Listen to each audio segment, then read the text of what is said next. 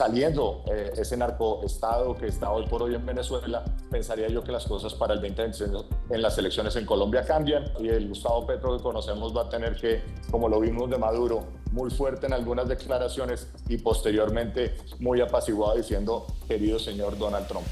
Hay una gran masa de empresarios colombianos que están preocupados y que han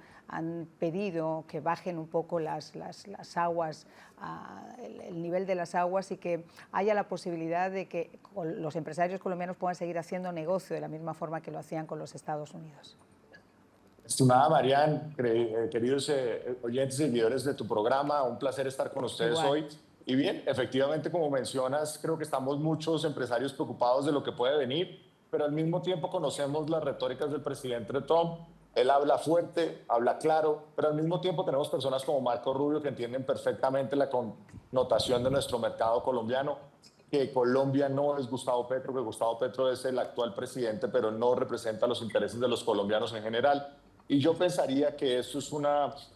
plática fuerte que está teniendo el presidente Trump y el gobierno del presidente Trump con el señor Gustavo Petro, y veremos cuándo se implementen esos nuevos tarifas, esas nuevas tasas arancelarias para importaciones y exportaciones en los mercados entre el socio económico más importante que tiene Colombia, que es los Estados Unidos. Yo pensaría que gracias a la gestión del senador representante Bernie Moreno, que salió ayer a comentar que ponían al señor Gustavo Petro en la lista Clinton y a sus familiares, esos son aguas de calma para mostrarle al presidente Trump que no podemos afectar al socio económico más importante que tiene la posición geoestacional y política en el territorio latinoamericano más importante, y que sabemos y tenemos la esperanza que Marco Rubio, ahora que toma el 100% de liderazgo de la situación con el señor narcoterrorista Maduro, que tiene una recompensa de 50 millones, y como bien lo mencionabas en los segmentos anteriores,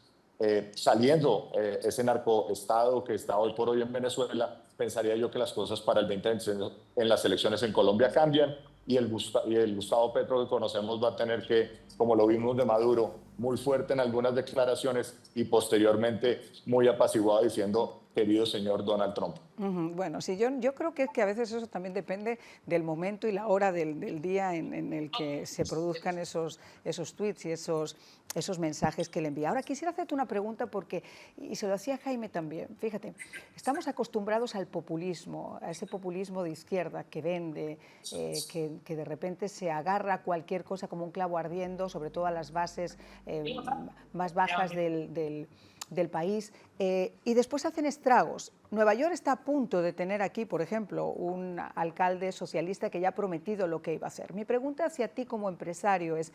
¿cuánto daño ha hecho un hombre como Gustavo Petro o una ideología como la que mantiene Gustavo Petro en un país que nunca había sido un país comunista, nunca había sido un país con esa tendencia marxista? ¿Cuánto daño ha hecho a los empresarios colombianos?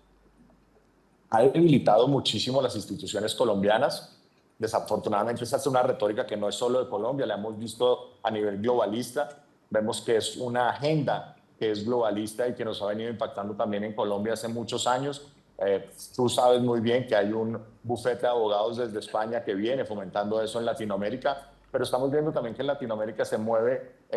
los países. Por ejemplo, Bolivia ya está llegando hacia la derecha, Ecuador llegando a la derecha, vemos que Chile puede estar llegando a la derecha, Honduras muy posiblemente estos finales de noviembre estará yendo a la derecha. Entonces las instituciones en Colombia han logrado mantenerse, desafortunadamente estos últimos 4 años han sido han debilitado muchas instituciones, pero mira, no se pudo pasar la reforma tributaria, no se pudo pasar la reforma a la pensión, no se pudo pasar la reforma a la salud, pero sí ha destruido, por ejemplo, la salud. Mira lo que hizo al principio el gobierno, que él decía que él deja de pagarle a las EPS y las EPS empiezan a caer como dominó. Y eso lo viene haciendo hace 3 años con su ministro de Salud, que fue hermano de la que fue cónsul en el gobierno de Santos en Colombia, en Estados Unidos, en Miami. Entonces, veamos también una cosa, Mariana, es que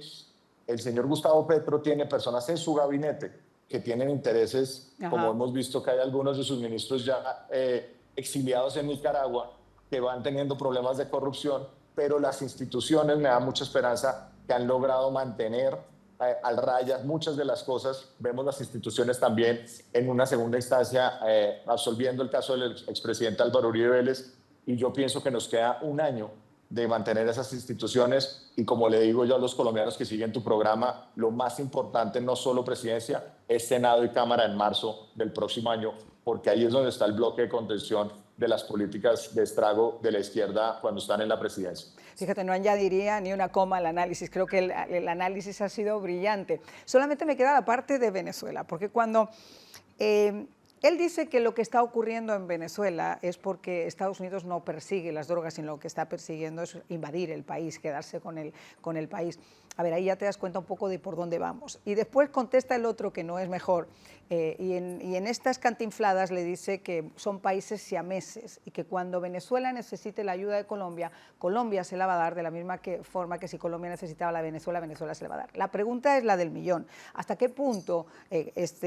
Petro puede apoyar a Venezuela en una situación como esta, con un ejército que yo no sé cuál será el poder fáctico que pueda llegar a tener en el ejército, pero sobre todo con un Congreso fuerte y con instituciones asentadas en la realidad como todavía tiene Colombia?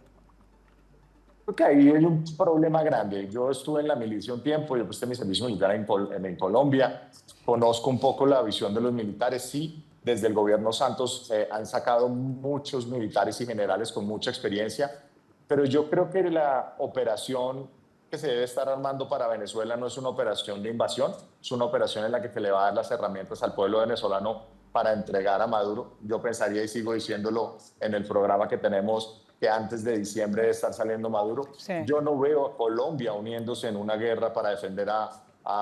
el ejército colombiano defendiendo a Maduro. Lo que sí veo es que las guerrillas colombianas que están en territorio desde la época del presidente Álvaro Uribe Vélez, que se lo decía a Chávez en las cumbres de la Organización de los Estados Americanos, les decía que habían campamentos guerrilleros en Venezuela. Esto desde el año 2006-2007 no ha parado, hoy está intensificado y estamos viendo que están invadiendo desde Venezuela a Colombia nuevamente los grupos guerrilleros porque saben que en cualquier momento pasa algo en Venezuela y si ellos están allá terminan más expuestos. Yo creo que más que la milicia colombiana, los militares colombianos defendiendo al gobierno narcoterrorista de Venezuela, van a ser esas guerrillas narcoterroristas criminales al margen de la ley que sabemos que estuvieron aliadas a grupos islámicos, a Hamas, a ISIS, y yo creo que los acuerdos de Abraham fueron muy importantes para Trump en frenar lo que está pasando en Venezuela, porque acuérdense, en Venezuela se hacen